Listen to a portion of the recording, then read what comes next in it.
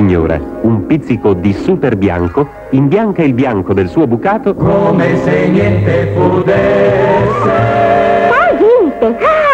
Il Riccardone Oneone Dio siamo in piena nidificazione. E sì, insomma, stiamo facendo il nostro nido, la casa.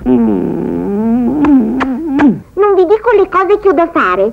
Ieri, per esempio, volevo montare l'acquario. E allora, per farmi aiutare, si gettò il Riccardone. A proposito di gettonare. 2, 0, 7, 5, 6.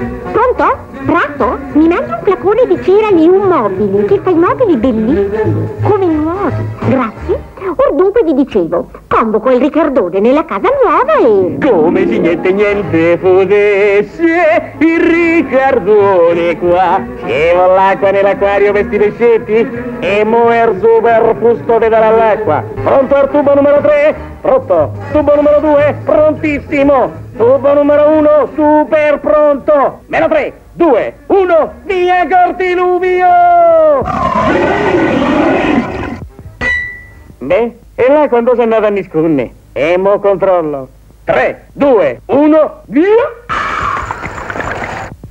Beh, a svanità, in fondo sti pescetti la loro acqua ce l'hanno, no? Aia! Ma questi sono pesci piragna! Erano proprio pesci piragna. Ma sì, quelli con tutti quei dentini. E io mi ero dimenticata di dirglielo. E sì, a volte sono proprio un poco svanita.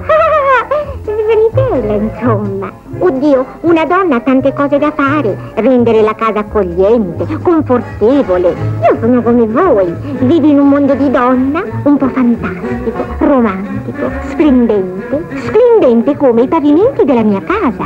I pavimenti Liu. Perché? Come se niente potesse. I pavimenti con la cera Liu. Come brillano, non si sdrucciola e son ben di 3 mesi anche più. Con la Liu. liquida e aerosol, profuma la casa, dura 3 mesi, cera Liu.